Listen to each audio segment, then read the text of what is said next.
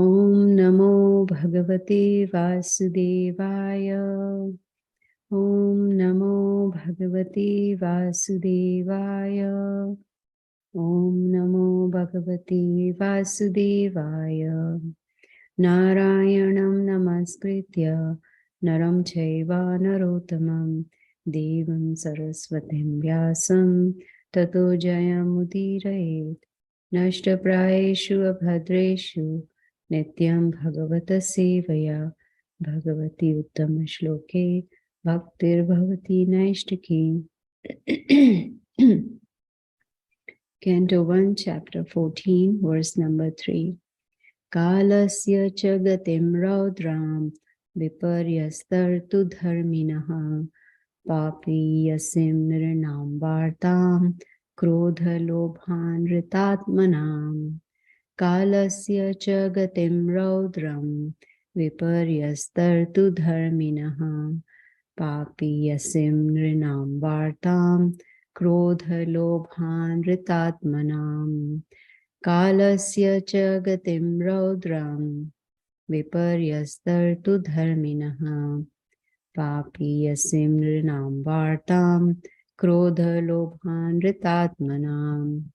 Kalasya of eternal time, cha also, gatim direction, raudram fearful, viparyasta reversed, ritu seasonal, dharminaha regularities, papiyasim sinful, nrinam of the human being, vartam means of livelihood, krodha anger, lobha greed, anrita falsehood, atmanam of the people. Translation and purport by Srila Prabhupada. Excuse me. He saw that the direction of eternal time had changed, and this was very fearful.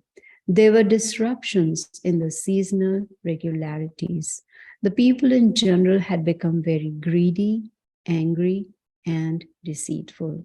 And he saw that they were adopting foul means of livelihood. Purport. When civilization is disconnected from the loving relation of the Supreme Personality of Godhead, symptoms like changes of seasonal regulations, foul means of livelihood, greed, anger, and fraudulence become rampant. The change of seasonal regulations refers to one season's atmosphere becoming manifest in another season. For example, the rainy seasons being transferred to autumn, or the fructification of fruits and flowers from one season in another season. A godless man is invariably greedy, angry, and fraudulent. Such a man can earn his livelihood by any means, black or white. During the reign of Maharaj Yudhishthira, all the above symptoms were conspicuous by their absence. But Maharaj Yudhishthira was astonished to experience even a slight change in the godly atmosphere of his kingdom, and at once he suspected the disappearance of the Lord. Foul means of livelihood implies deviation from one's occupational duty. There are prescribed duties for everyone, such as the Brahmana, Kshatriya, Vaishya, and Shudra. But anyone who deviates from his prescribed duty and declares another's duty, excuse me, to be his own, is following a foul and improper duty. A man becomes too greedy for wealth and power when he has no higher objective in life, and when he thinks that this earthly life of a few years is all in all. Ignorance is a cause for all these anomalies in human society.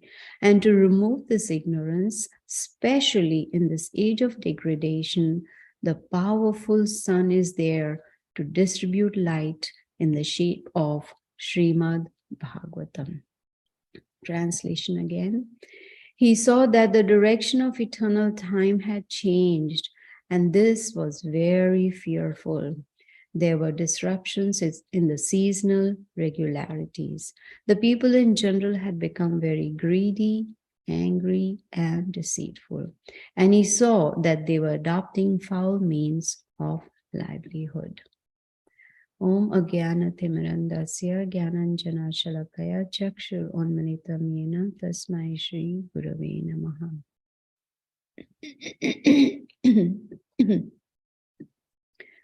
So, in this new chapter that we have started, we see that Sutta Goswami has started speaking.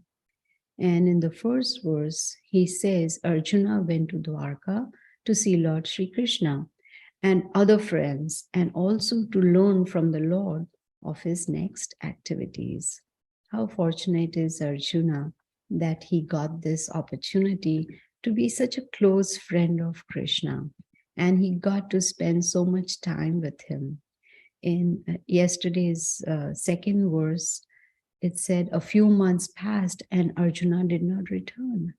Maharaj Yudhishthira then began to observe some inauspicious omens which were fearful in themselves. So this today's verse number 3,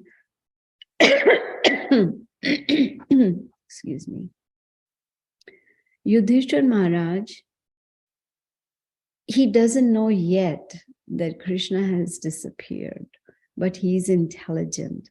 So he's putting two and two together, bad symptoms or bad omens, they are there. And so he's thinking, maybe Krishna has left. Maybe Krishna has wrapped up his earthly pastimes. And he could notice, as the verse and the purpose says, that the direction of time has been changed. And, kind of normal order of things were all topsy-turvy. He could see that. He could also see what was supposed to be orderly had now become chaotic. Yeah, for instance, he saw, the severe weather, there were changes, seasonal changes.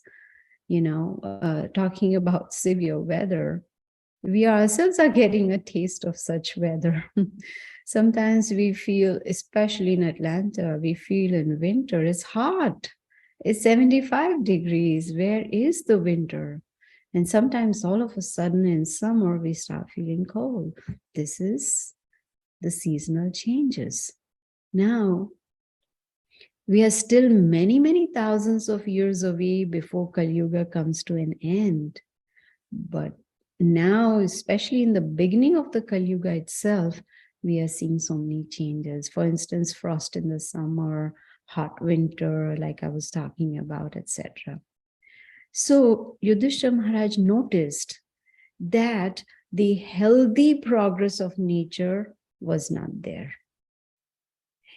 This is what happens when Krishna disappears. All these changes take place, And Yudhishthira Maharaj, he was astonished because when he was reigning as the king, everything was perfect. Even the material nature was serving Yudhishthira Maharaj.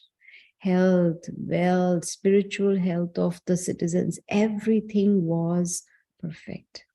But when Krishna left, everything was turning to be the opposite.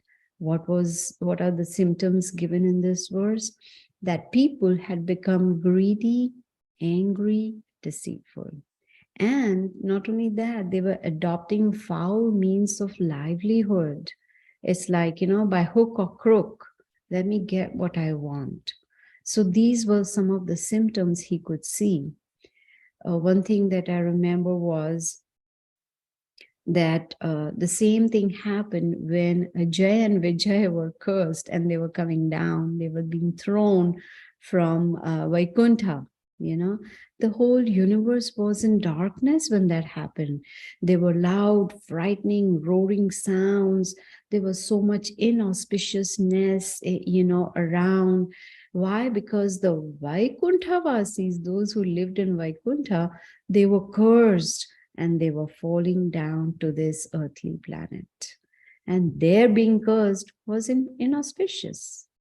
And the worst part was they were falling down to become demoniac people. the most demoniac people we can ever think of. So the whole natural thing was turning upside down. And this is what happens, when there is big disturbance. What can be more disturbing than Krishna leaving, Krishna disappearing, winding up his pastimes and leaving the earthly planet? What can be more disturbing? Imagine the situation of the mental situation of Arjuna. His most dear friend was gone from the earthly planet. You see? Well, when Krishna appears, time is also turned upside down. But that is in a very beautiful, very sweet, and very auspicious way. And when he disappears, there is a lot of disturbance. That disturbance causes pain, hardship, poverty, distress, disease, all these things deepen. So when he appears, everything is auspicious. And when he disappears, everything is inauspicious. Now the verse and purport talks about the reversal. What else was reversed, or you can say messed up? Yudhishthira Maharaj noticed that dharma and piety was being reversed. In other words, all his citizens who were dharmic had now started becoming adharmic and impious. You see, these citizens were previously perfectly following the scriptures. They were behaving like responsible and kind citizens. They were worshipping Krishna. They were offering sacrifices. They were performing austerities. And guess what? All this was going on very naturally. It's not that Yudhishthira Maharaj had to take a stick and go to each citizen and, make them straight. Come on, you got to do this or you got to do that. No, the citizens were very happy, very peaceful, very satisfied, and they enjoyed worshipping Krishna. They enjoyed offering sacrifices. And all this was very natural for them.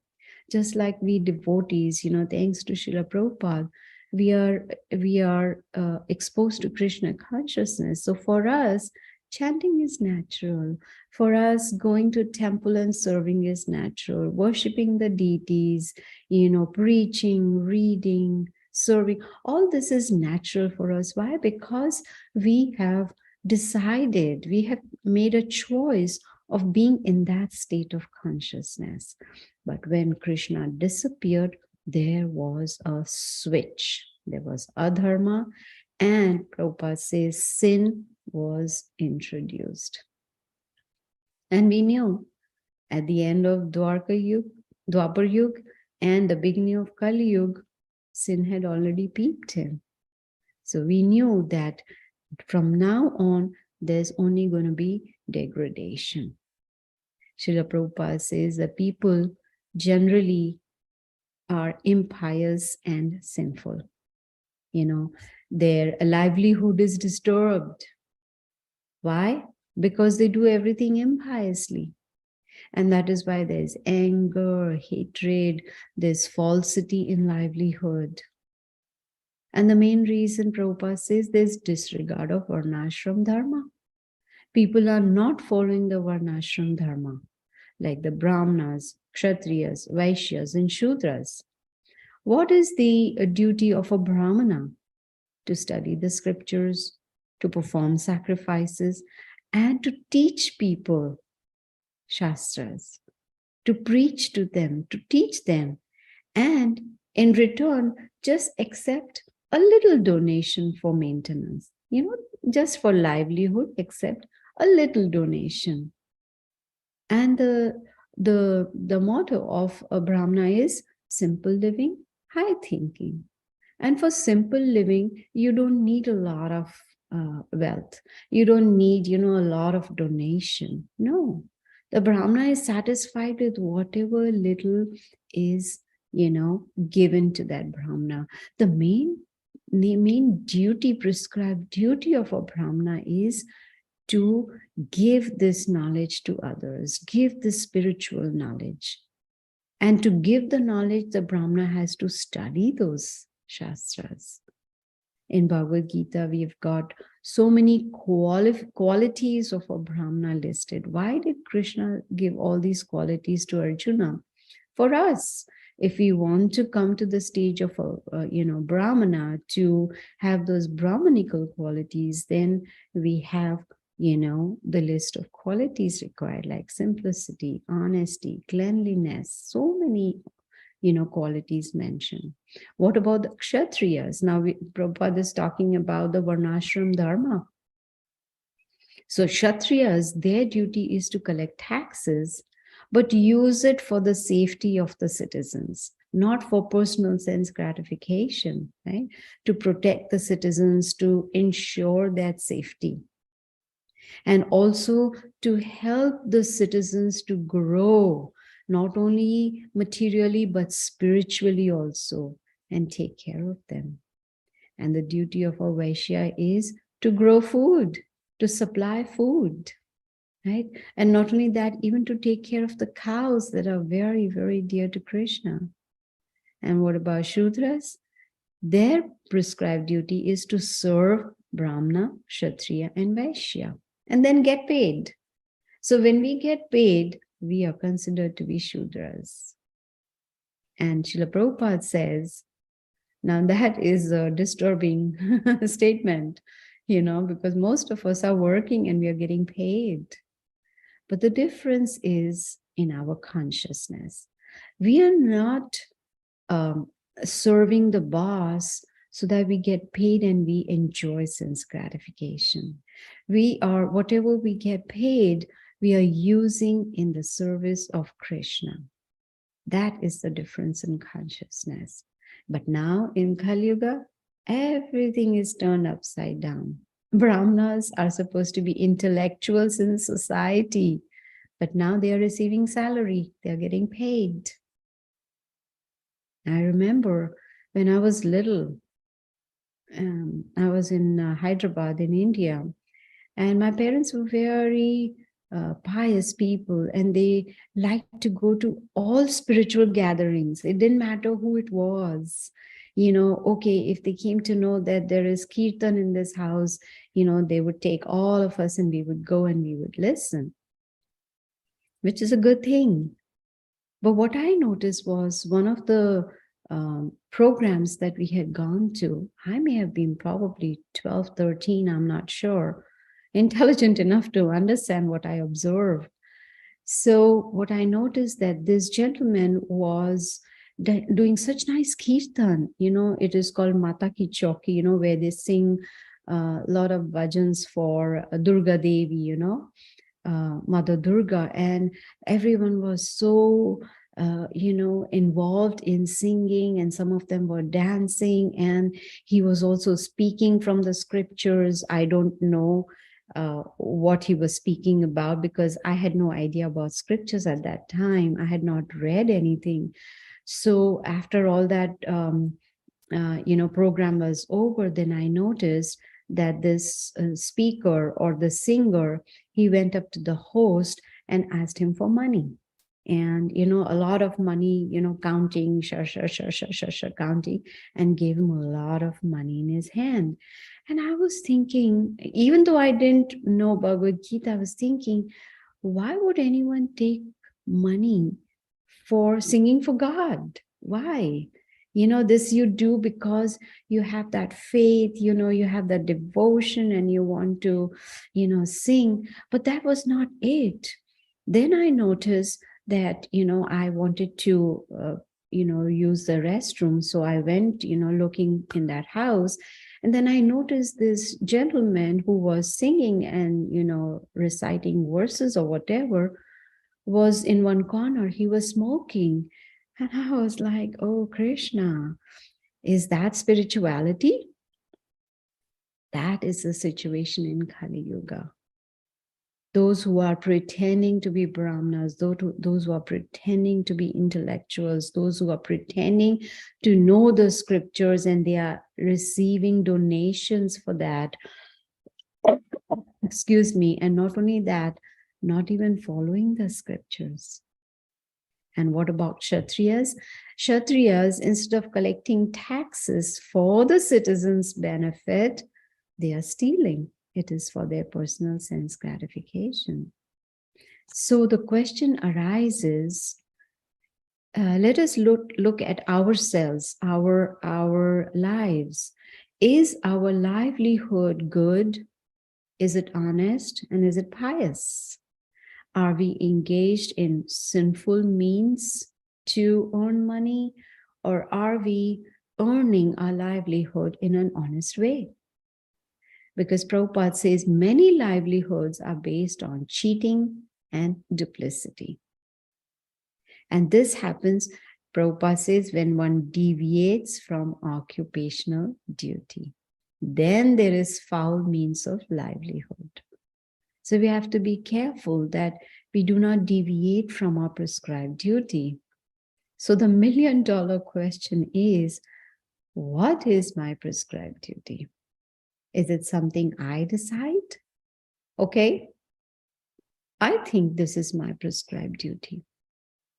Or should I take guidance from my spiritual master and find out what is my prescribed duty? And Srila Prabhupada says, only those who are greedy, they will deviate from their prescribed duty. Why? Because they have no goal in life. They have no objective in life. They have no spirituality in their life. And not only that, they think that this is the only life, only one life. And what is the slogan? Live life to the fullest, which means eat, sleep, and be merry. Because they don't believe in another life after this life. Why? Because they don't have the spiritual knowledge. So live life to the fullest without spirituality means live like animals. And not use one's philosophical intelligence to understand what is the goal of life. Why am I here? Who am I? That is a big question. Most people don't know who they are. They have no knowledge. They don't know why they are suffering. They don't know how to break the cycle of suffering. They don't know how to reach that place where there is permanent happiness. So after the disappearance of Krishna, all these things became normal. This kind of livelihood, it became normal. So Yudhishthira Maharaj could see these little signs and he became fearful. Fearful of what? Fearful of inauspiciousness.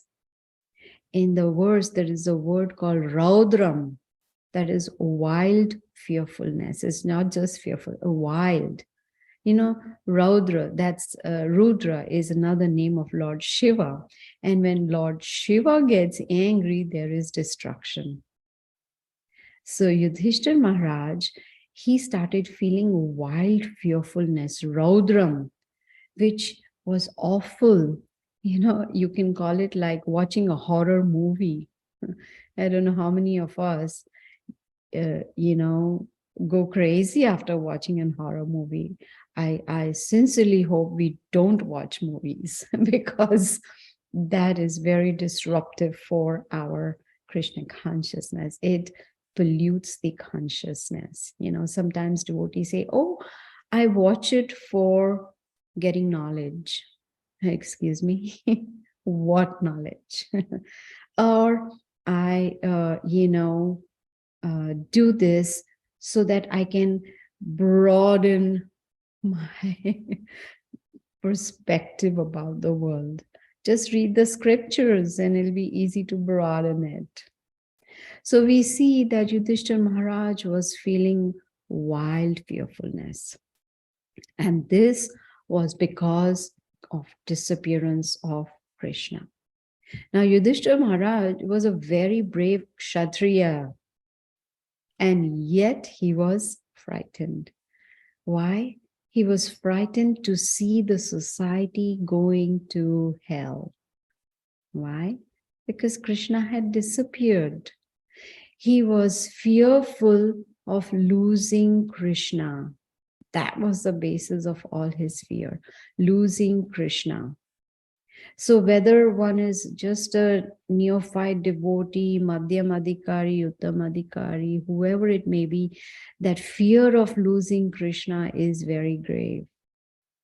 And above and beyond, forgetting Krishna, that is such a dangerous situation. Imagine if in a split second, our memory is cleaned out. We forget Krishna consciousness. That would be such a dangerous situation, forgetting Krishna. So imagine the pain that Yudhishthira Maharaj felt with just the thought of losing Krishna, which means because Krishna had disappeared. If Krishna is not there, which is as good as losing Krishna. So we as devotees, we are very fortunate, thanks to Srila Prabhupada, that we are exposed to Krishna consciousness, that we have Srimad Bhagavatam to study, we have Bhagavad Gita to study, we have Chaitanya Charitamrita to study, so that we can increase our love for Krishna. So if we really want to make sure that we don't want to lose Krishna or forget Krishna, then we need to be very vigilant. Vigilant that we do not forget Krishna. Now, how do we become vigilant?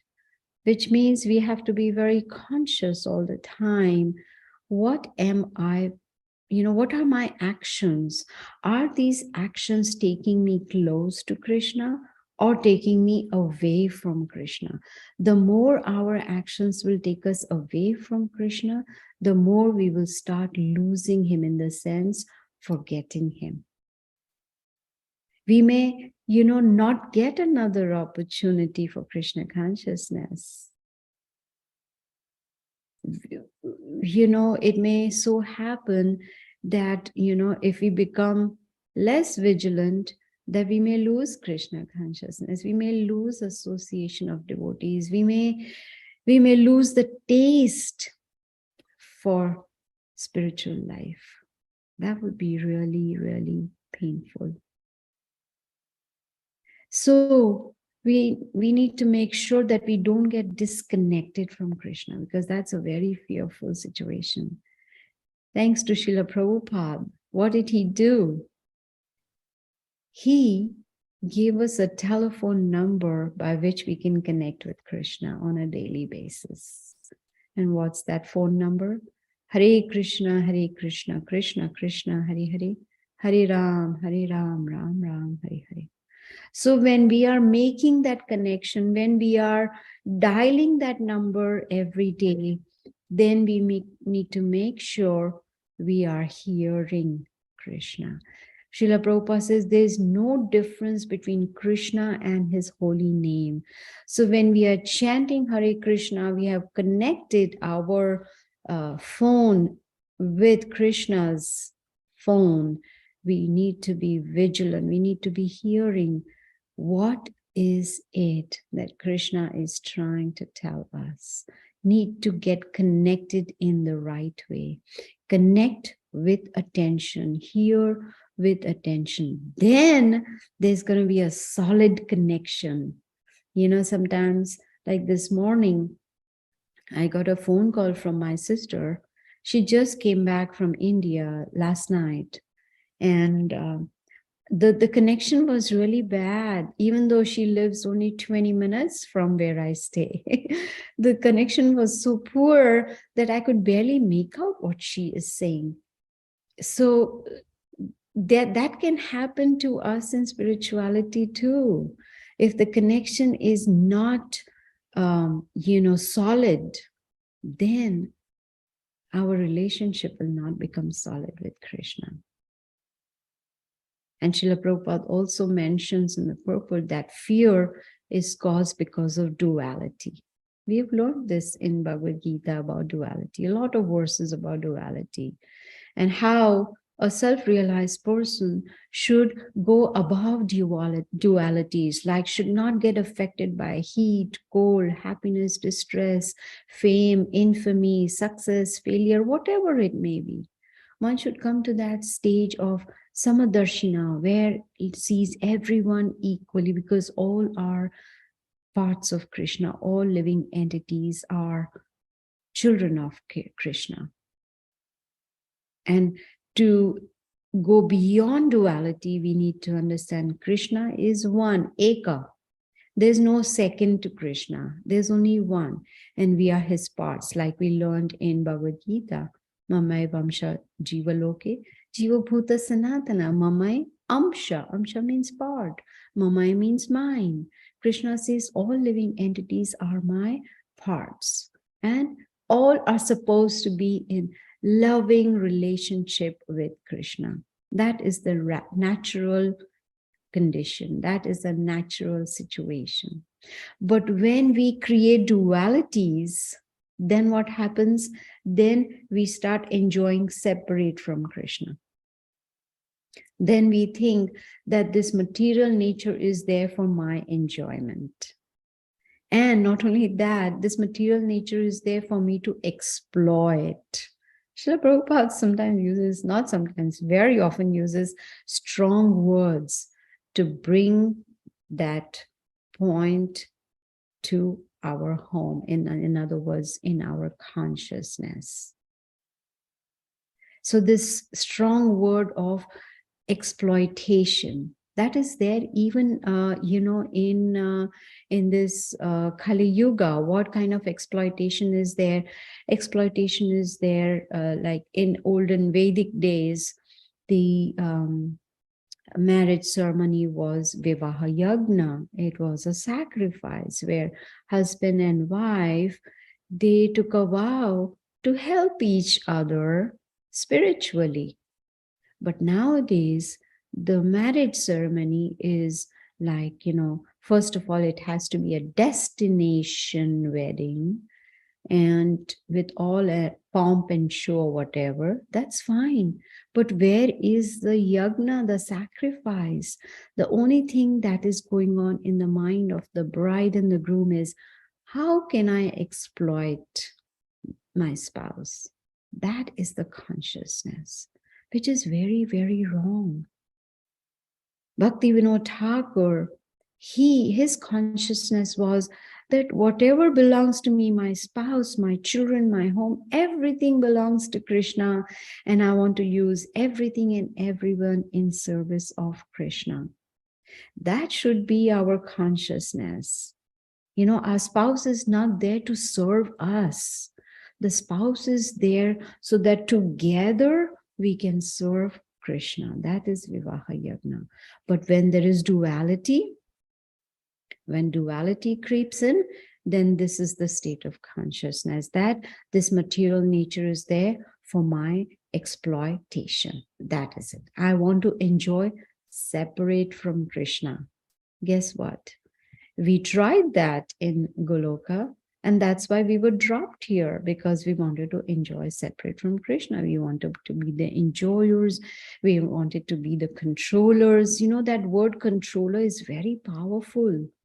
The moment that thought enters our mind, we need to throw it away from our mind, because that idea of controlling, that is a very negative thought.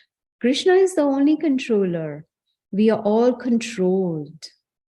And what happens, Prabhupada says, duality causes fearfulness. Of course, that was not the situation of Yudhishthira Maharaj. He was a pure devotee. Now, during the reign of Yudhishthira Maharaj, all the citizens were devotees. They were all following the scriptures. They were healthy, they were happy. And above that, they were satisfied with whatever they had. And they were honest. So, Yudhishthira Maharaj, he was astonished even with a slight change. He could see that slight change. And he was very intelligent, and he could see, and he could immediately think that probably Krishna has disappeared, because all these bad omens can be seen. All these signs of inauspiciousness can be seen. But towards the end of the purport, Srila Prabhupada says, Srimad Bhagavatam can give us the light and remove that darkness. Darkness of what? Of ignorance. Through what? Through the knowledge from the Srimad Bhagavatam. It is ignorance that is the cause of all distress. And Srimad Bhagavatam, Srila Prabhupada says, is a powerful sun that can distribute that spiritual light, that beautiful, strong light that can remove all the darkness. So let us soak ourselves in this powerful sunlight of Srimad Bhagavatam. Then our life will be successful. The verse once again. He saw that the direction of eternal time had changed, and this was very fearful. There were disruptions in the seasonal regularities. The people in general had become very greedy, angry, and deceitful.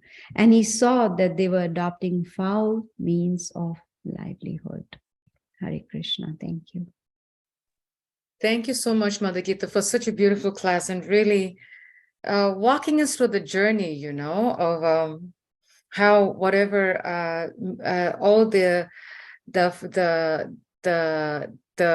omens is the word that was used in the previous verse. I remember the fearful omens was very fearful to Maharaj Yudhishthira, but as you were speaking about it, how fearful it was to him, that we are living in it to today and it doesn't fear us. It just doesn't fear us. And I was thinking, wow, Krishna, it was so fearful to Maharaj Yudhishthira, but we are in it. We are seeing it. What it's explained here, we're seeing it, and we're not fearing it. So I was really reflecting, wow, we should really wake up and snap out. You know what Srila Prabhupada told his disciples? You are not fearful enough of Maya. Yes, Mother. Which means we are taking it so lightly. Yes. We don't have healthy fear of Maya. Yeah, because, we're in it. If you see everything that's said in the purport, my mother, we are in it, but we just take it, it's part of life, but we are not fearful of it. And Mother, I have a question is, we are not fearful of it. And at the same time, we don't have a healthy fear for Maya. At the same time, we are like, it's part of life. But how can we be cautious of, in this Kali Yuga, have a healthy fear, but not live like a mouse, like, oh my God, someone's going to rob my house. How can we have that balance, Mother? Now I'm going to answer you, and you may think it's a broken record. I always talk about it. When we are driving, if a cop is sitting next to us, we will be fearful. We will be very conscious of not breaking the law. So if we are associating with devotees, they help us to be on guard. They help us to be cautious. And as we learned from Rupa Goswami, Utsaha Nischaya Dhairyat, you see, we have to be enthusiastic, determined, and patient. And all these qualities, it'll be easy to imbibe when we have very powerful association of devotees. And not only that, even our sadhana is strong. You see, it all depends on our sadhana. If we are taking Krishna consciousness for granted, we will take Maya for granted. If we are not so determined on our goal of life, which is to break the cycle of birth and death, then naturally, we will not be able to remain cautious. You see, as I was saying, every action that we perform, like Prabhupada says, thoughts, they turn into actions. So we have to catch the thoughts. As soon as the thoughts come in our mind, we need to be vigilant about it. What am I thinking? Is it something which is beneficial for me, or is it something that's going to take me away from Krishna consciousness? And that's where we catch them, so that they don't turn into actions. And all this becomes so very, I wouldn't say very easy, but becomes easily possible in association of devotees. So I know when I have a Chaitanya Charitamrita class in my house here on Saturday mornings, where all these devotees come. It's such a happy atmosphere, you know. I feel like, you know, giving a hug to all the Matajis, you know, to rub off their Krishna consciousness on me. You know, that's selfish of me, but, you know, that happiness in that association of these devotees, you know, we are getting together, we are reading, we are hearing, we are having prasadam together, and we are conversing. That all, you know, gives us that the boost that we need, you see. I know I went all around, but I hope I answered your question. Beautiful, Mother. And I have to say that what you call the broken record response is one that I feel we need to be reminded every single day. And it's beautiful. And like you said, Mother, it all boils down to devotee association. And we aspire. And Dear Krishna has two questions on that same topic. Amazing discussion. He says, Hare Krishna Mataji, thank you for the wonderful class. Two questions. His first one, Mother, is this: devotees are fearful of losing Krishna. Similarly, should we be fearful of losing good association? That's his first question. Absolutely, absolutely. You know, we should be those kind of devotees, you know, say supposing there is an announcement that, you know, there is $1 million, you know, hidden in this backyard or whatever. What is that called? What hunt is it called? I don't know, Mother. When the kids hunt treasure for hunt, treasure hunt. Treasure hunt, yes, Yes. treasure hunt. So, you know, we are all on a treasure hunt, you know, like, okay, in the backyard, there's $1 million. Let's find it and grab it. That should be our state of consciousness. Where can I find the treasure of good association? Let me find them. Let me be on a lookout and grab the opportunity. So we should be very fearful of losing good association. Now, one thing can be that if our what do I say? If our behavior is not up to the mark, in the sense if our behavior is such that the devotees don't want to associate with us, of course, pure devotees will associate with anybody and everybody. They do not, you know, differentiate this level of devotee or that level of devotee. But we have to be at least following some Vaishnava etiquette, so that when we get the opportunity of good association, we are able to grab that. You see, that good association, that good association devotee, that devotee who can give us good association is also very happy to associate with us. You see? Very nice. Instance, you know, say for instance that I am that type of a devotee who likes to find faults in everybody. The moment I enter the temple room, I'm like, my nose goes, you know, I'm cribbing. Oh, that sari not nice. Oh, look at that devotee, how that devotee is, you know, that state of consciousness, who would want to associate with me, right? So we also have to be vigilant of our behavior, and we should be this is such an important question, Prabhu, that we have to be fearful of losing good association. Hold on to it.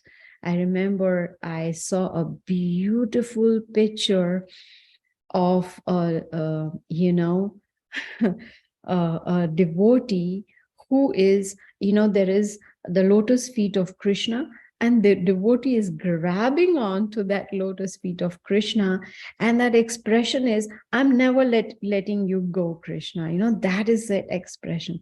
That should be our state of consciousness for good association. That, of course, that doesn't mean you go and hold on to their feet and say, okay, I am not going to let go of your association. But the idea is we should be craving for good association. And when we crave for good association, then that fear of losing will be there. It should be there, because if we lose that fear, then we will not bother about good association. Does that make sense? We'll say, no, it's okay. If association comes, fine. If it doesn't, that's fine too. Sorry for the long answer. Beautiful answer, Mother. And his second question, Mother, is how does one realize if he or she is losing good association? We might still be thinking we are in the best of association, but in reality, that might not be the case. Yes, yes. I had a similar question asked to my spiritual master a long time ago, and the answer I got was that excuse me, as soon as we see that our material fever is going up and the spiritual fever is going down, we know that we are not keeping good association. In other words, we are gradually going towards the materialistic lifestyle. In other words, we may, unfortunately, devotees, they take the liberty of, I would say, not being vigilant, in the sense they may say, oh, I am going to buy a new car and it'll be for Krishna. Really? Is that true? And the back of the mind, it's for my enjoyment. It has nothing to do with Krishna. So you see, gradually this material fever starts going up. And then we know that we are losing good association. You see, if I want to be a drunkard, I definitely need to associate with someone who is drinking all the time, who's a drunkard. Then only I will be able to do what that person is doing. So if I want, to be a good devotee, in the sense I want to be on this path, then I need to make sure that I'm having good association. You see, we might still think that we are in the best of association. Why is that?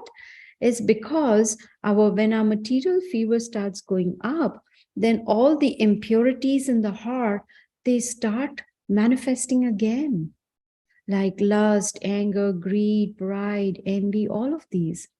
I saw a beautiful picture with a writing which said,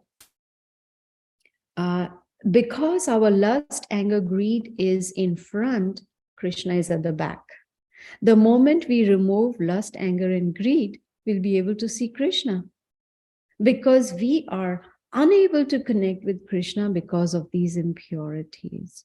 So we might still think that we are in the best of association because all these impurities have started creeping back in, which we have been working hard on removing, by chanting. What are we doing? We are cleansing our heart. We are removing the impurities.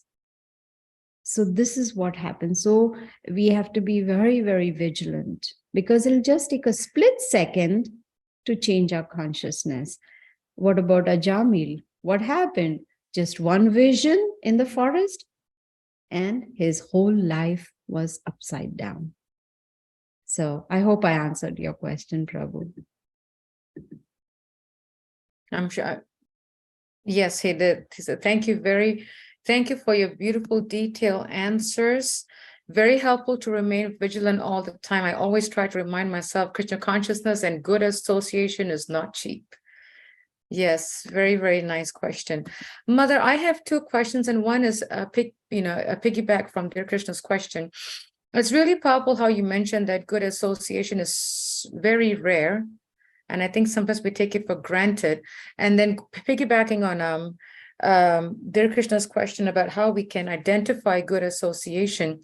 Sometimes, my mother, I come across situations where, I may have a very good association with a devotee, for example, but that devotee may not like or doesn't have good relationships, or has, inimical, whatever situations with other devotees or the temple or whatever. Is that healthy for my Krishna consciousness, Mother? Like he or she is good to me, but with others is like very negative. That is that's duplicity, like I remember hearing one time that we should behave in such a way that if Srila Prabhupada walked in, he should not see any difference in our behavior, whether he's there or he's not there. So we should be always in that state of consciousness that Krishna is watching us, Srila Prabhupada is watching us, my spiritual master is watching us, right? Watching me. So if we are in that state of consciousness, yes. So what happens that this duplicity is not good for our it's not healthy for our Krishna consciousness, because we are actually at the end of the day cheating our own selves. We're not cheating anyone, we're cheating ourselves, and we are hampering our own spiritual progress. So we need to understand that this type of behavior is not good at all, that you are nice to someone, and then, but with others, you are totally different. I have noticed this myself also. In fact, this is a recent thing that I noticed was a few weeks ago, maybe a month or 2 months ago, one of the devotees in the temple who just used to wish me very nicely, of course. But we never had any conversations, or, it's partly my fault too, because I'm an introvert, I will not go out of my way to, I should, it's embarrassing that I don't even know the names of so many, devotees who come to the temple. I should make an effort. But the point I was making was that it was just Hare Krishna kind of situation. Hari Bol, how are you? Fine, that's it. But then as soon as this devotee came to know that possibly I was going to get some position in the temple, probably, immediately the whole behavior changed, like talking to me so sweetly, talking for a long time, and offering prasadam, offering to make a box of prasadam to go, etc., etc. This should not happen. You see, this should not happen. I'm sorry to give this example, but just to bring I home go a through that point. once in a while, mother. I know.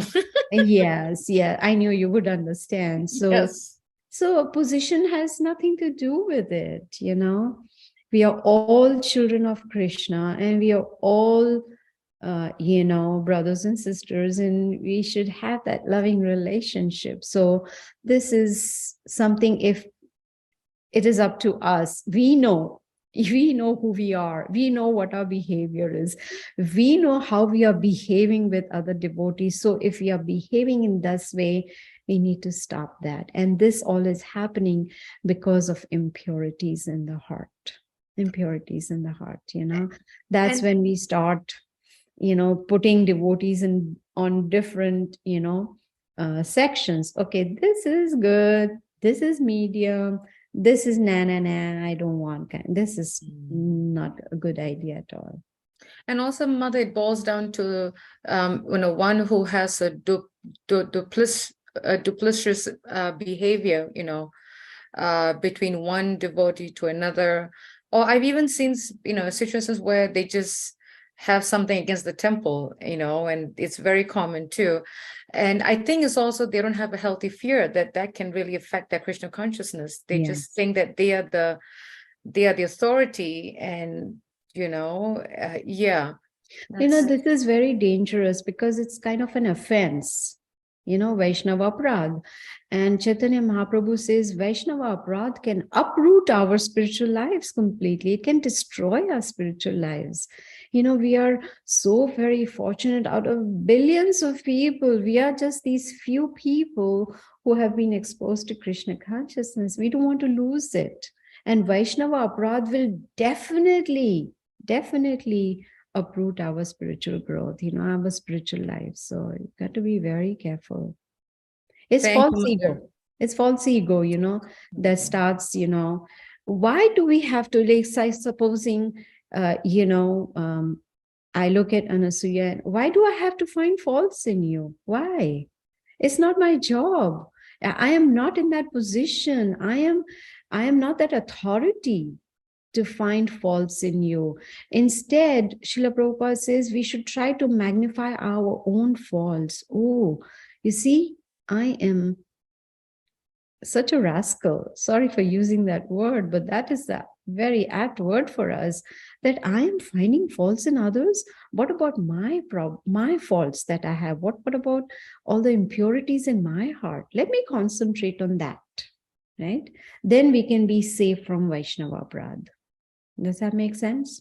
Absolutely, Mother, because that makes me think that, to protect my devotional creeper, my whatever little insy, bhakti lata beach in my heart, I should not be engaged in association where they don't respect other devotees.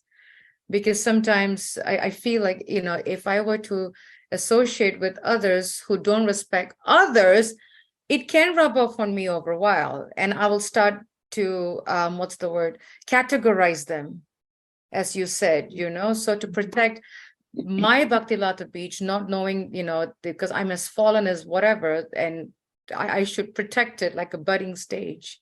Yeah, that was a very important point, Mother. But at the same time, we have to be compassionate. Yes, yes. And help as much as we can, Yeah. What I do is, whenever I see something like that, in a very polite, gentle way, kind way, try to, change that situation. And when I see after a few efforts, if it's not making a difference, then it's okay. But at least I tried, right? Because you never know. Sometimes they may just, they may accept it and change. So. Yes, Mother. Thank you. Yeah, very important point. Mother, my last question is, Srila Prabhupada ended the purport so very nicely, talking about the glories of Srimad Bhagavatam, where he says that that the only way to remove this ignorance is taking shelter of the Srimad Bhagavatam. And it's such a powerful point, Mother. Bhagavatam, as I wanted to ask, sometimes as devotees, we are drawn to so many other talks or lectures or kathas of Bhagavatam outside of ISKCON. And sometimes that concerns me, because then we are kind of thinking that, oh, but it's scripture, so it's okay. But at the same time, I'm thinking of Srila Prabhupada's words. He said, just read my books, right? So how can we really develop that understanding, Mother, that Bhagavatam given by Srila Prabhupada is the utmost. There's no need to go to something outside of Srila Prabhupada's Bhagavatam. How can we understand that essence, Mother? Yeah, it's very important. That's why Srila Prabhupada, he started this process in ISKCON, where every temple, Bhagavatam class in the morning. And if we are not living in the temple, then Bhagavatam class like we are doing, online. If it is not possible in person, then online. But hear Srimad Bhagavatam every day. That is what will give us the power in our spiritual lives. Like it says, an apple a day keeps the doctor away. One Bhagavatam class a day keeps Maya away. So we got to keep Maya away by hearing Srimad Bhagavatam. Every word of Srimad Bhagavatam is nectar. We may not realize it, we may not feel it, we may not experience it, but it has that power, you see. And I have personally seen in my life, when we started Krishna consciousness in Mumbai, in Juhu, one of our god brothers, he started a program in his house, and he would ask us to come and, preach to the new people. But it so happened that his wife was not interested in Krishna consciousness. So she started introducing other things to him. And so he stopped these programs, weekly programs. Unfortunately, the new people were left homeless, as you can say. And but what he started doing, he started hearing outside of Prabhupada's books. And I even remember very clearly that I was sitting in my spiritual master's room in Juhu temple. He was there, and the spiritual master gave him the instruction very clearly. Please do not read outside of Srila Prabhupada's books, because that will be devastating. And unfortunately, he did not take that seriously. And after some time, he disappeared. He gave up Krishna consciousness. So if we are fearful that I don't want to give up Krishna consciousness, then we should not hear anything besides Srila Prabhupada. You know, it may sound like we are being pessimistic. No, we are being realistic. Srila Prabhupada's books is the only savior for us. So we should not hear outside, because we never know when Maya will creep in and will take us on the path of non-Krishna consciousness. Thank you so much, Mother. Yes, Prakshit, go ahead. Hare Krishna, accept my obeisances. All glories to Srila Prabhupada. Thank you very much for the lecture. Thank you. And this last point that you're discussing, it's very important that we play safe when we go outside of Srila Prabhupada's instructions and his books. We don't know what we're going to put ourselves into. And sometimes I think that people want to make spirituality like some kind of menu, pick this from here, pick that from there, pick this from here. You hear somewhere else and then you would chant 16 rounds. But that person wasn't the one that told you to chant 16 rounds. It was the Prabhupada that said chant 16 rounds. So if you're getting that mercy, if we're getting that mercy of chanting 16 rounds, then why should we go somewhere else for the other things that Krishna's representative, Srila Prabhupada, has said to do? We don't do one thing here, and that's why I'm saying you're picking this and you're going to hear that. And one, there was a devotee close to us actually now, proximity-wise, doesn't live far away from us, talking about, Srila Prabhupada, and he's initiated by Guru from ISKCON, still talking about Srila Prabhupada and other, other people who they got interested in, he got interested in. And for a while, his life got quite complicated. But because we are friends, we still maintain a good relationship with them. It's dangerous to go outside of Srila Prabhupada's, the umbrella that he said in this class. It's dangerous to do that. People need to understand that, because you never know what you're running into. But Srila Prabhupada is for sure. He was the one that was predicted to come to spread Krishna consciousness the whole world over. Lord Chaitanya said it. He said, I'm spreading Krishna consciousness all over India, but there'll be one after me that will spread it the whole world. He's the one that's done it. And that I remind myself all the time. Yes, he's the one through whom I can chant not 64 rounds, but 16 rounds and still get the mercy of Lord Chaitanya. So we need to remember that and play safe, stick with Srila Prabhupada. Hare Krishna. Thank you, Prabhu. Yes, very important comment. And there are so many books of Srila Prabhupada. Even if we read 2 hours every day, we will still have a lot more reading to be done, So it's not that we finished all Srila Prabhupada books and now we can read outside. No. They can never be finished. Never. The books are circular. Yes. You read and you start again, you get more realization. You read and you start again. You can read it over and over and over. Every time you read and you delve into it, more realization comes. So there's no staying away from That's this true. book. Hare Krishna. Hare Krishna. I know you know that, but I wanted to throw that in. Hare Krishna. That was a nice point. Thank you so much. Such wonderful discussion. Dear Krishna really kicked it off with his questions. Really, really appreciate your questions, Prabhu. You asked really nice, deep, reflective questions, I have to say. Very That is good reflective. association.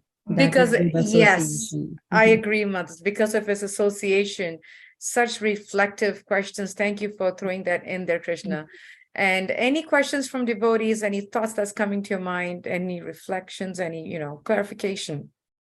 If there isn't, we thank you all for joining us, and thank you so much, Mother Gita, for such a wonderful food for thought class. Really, really deep. Vanchakraptibhyascha kripasindabhevacha patitanam pavanebhyo Vaishnavebhyo namo namaha. Srila Prabhupada ki jai. Jai. Hare Have a Krishna. wonderful day and a wonderful weekend. Hare Krishna. Hare Krishna. Hare Krishna. Glory to the Father. Jai. Hare Krishna. Hare Krishna, Rukmini.